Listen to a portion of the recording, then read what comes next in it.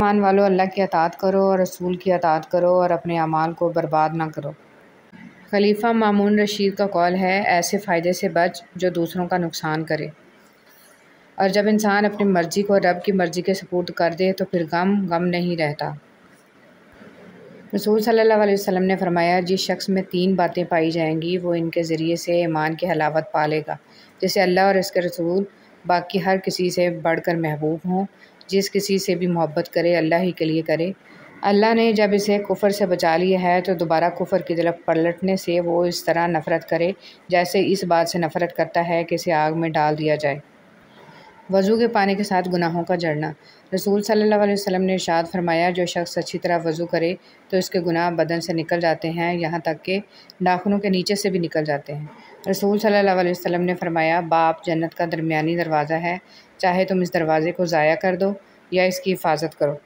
سب سے بہترین وسیلہ آپ کے اپنے دونوں ہاتھ ہیں۔ اپنے دونوں ہاتھ اکٹھے جوڑ کر جب آپ اپنی مشکلات کا حل تلاش نہ کر سکیں تو اللہ کے آگے ہاتھ پھیلائیں، اللہ آپ کے ہاتھوں کو کبھی خالی نہیں لوٹائے گا۔ بیٹیاں جہنم سے بچانے والی۔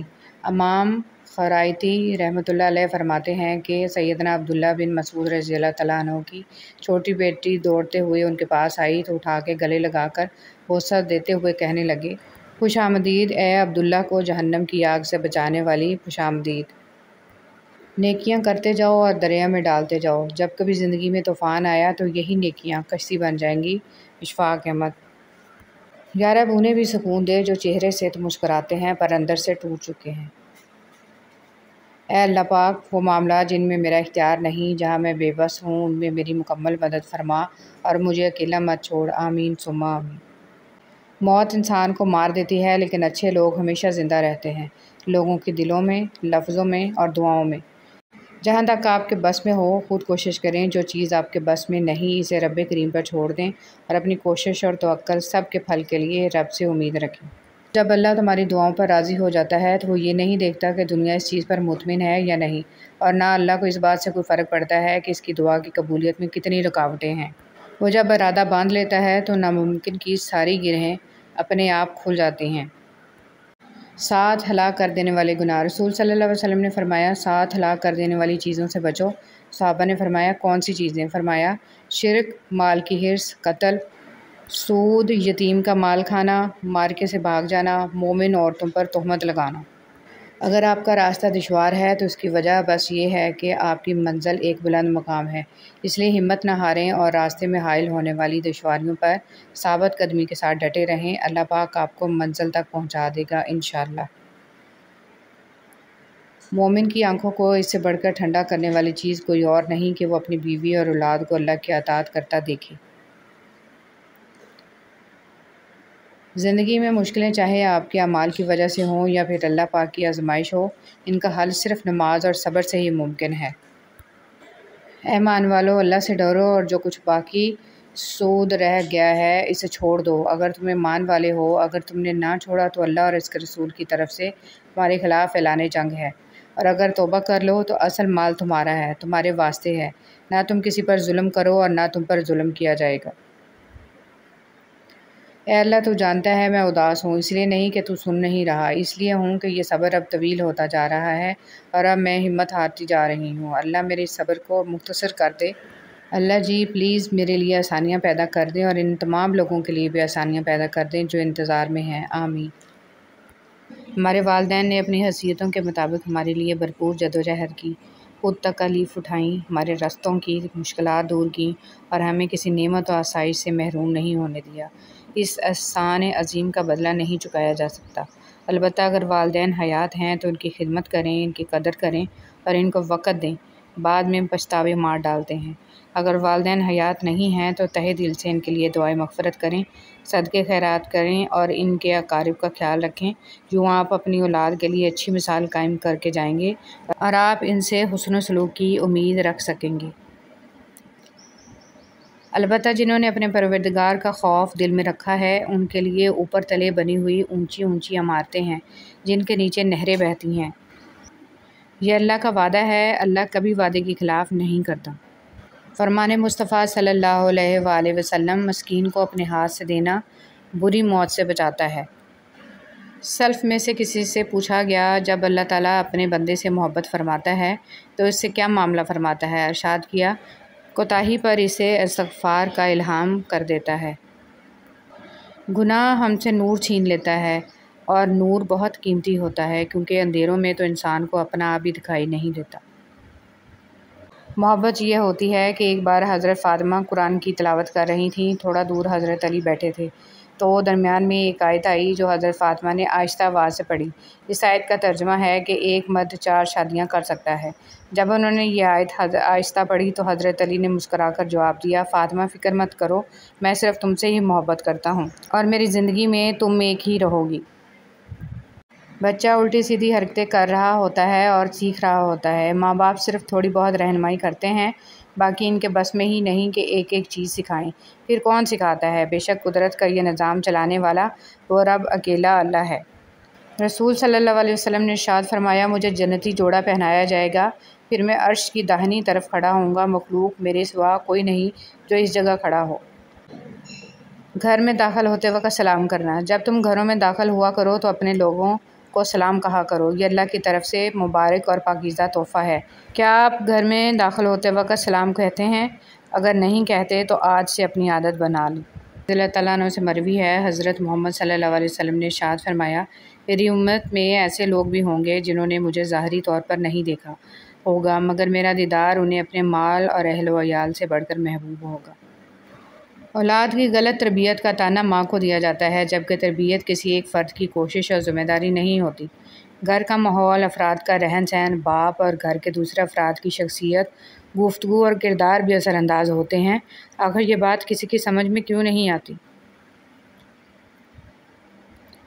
پوری رات عبادت کا ثواب۔ جس نے عشاء کی نماز باجماعت پڑھی گویا آدھی رات قیام کیا، اور جس نے فجر کی نماز باجماعت پڑھی گویا اس نے پوری رات قیام کیا۔ حدیث پاک میں ہے کہ تم کو موت نہ آئے گی یہاں تک کہ اپنا رزق مکمل طور پر نہ کھا لو گے۔ معلوم ہوا کہ رزق تو خود تلاش کرتا ہے۔ حضرت عیسیٰ رضی اللہ تعالیٰ عنہ فرماتے ہیں کہ محمد صلی اللہ علیہ وسلم کی امت کے اعمال حشر کے ترازو میں اس لیے سب سے زیادہ باری ہیں کہ ان کی زبانیں ایک ایسے کلمے کے ساتھ مانوس ہیں جو ان سے پہلی امتوں پر بھاری تھا۔ وہ کلمہ لا الہ الا اللہ ہے۔ اوقات سے زیادہ دی ہوئی عزت اور محبت کم ظرفوں کو کبھی راس نہیں آتی۔ کبھی کبھی مرنے کے لیے زہر کی ضرورت نہیں پڑتی، حساس انسانوں کو تو رویے ہی مار دیتے ہیں، اور یہ موت بڑی اذیت ناک موت ہوتی ہے۔ حضرت ابن مسعود رضی اللہ تعالیٰ عنہ سے مرفوعاً روایت ہے کہ یہ قیامت کی نشانی ہے کہ آدمی مسجد سے گزرے گا لیکن اس میں نماز نہیں پڑھے گا اور صرف جاننے والوں کو سلام کرے گا۔ حضرت محمد صلی اللہ علیہ وسلم نے فرمایا، اے مسلمانوں کے گروہ، زنا سے بچو، اس میں 6 خرابیاں ہیں، 3 دنیا میں اور 3 آخرت میں۔ دنیاوی خرابیاں یہ ہیں کہ چہرے کی رونق چلی جاتی ہے، عمر کم ہو جاتی ہے اور ہمیشہ کے لیے محتاج ہو جاتا ہے، اور آخرت کے اعتبار سے خرابیاں یہ ہیں کہ اللہ اس پر ناراض ہو جاتا ہے، برا حساب درپیش ہوتا ہے اور جہنم میں عذاب دیا جائے گا۔ لوگ آپ کے اندر آپ کا دکھ تلاش نہیں کرتے بلکہ انہیں اس تماشے کی کھوج ہوتی ہے جو آپ کے ساتھ ہوا ہے۔ ہم پر عذاب بلا وجہ نہیں آتے۔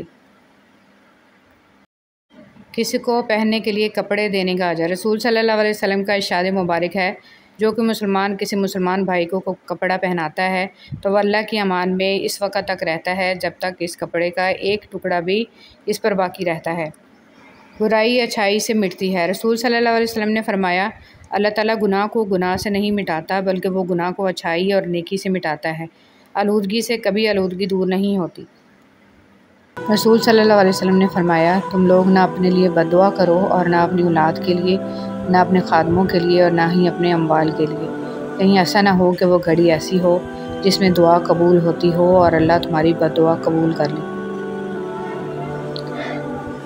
بنی نوع انسان کی تعداد میں اضافے کے لیے اس وقت ایسا قانون تھا جو اب حرام ہے، اور وہ ہے بہن کے ساتھ نکاح، کیونکہ اس وقت آدم علیہ السلام کی حقیقی اولاد تھے اور آپس میں بہن بھائی تھے۔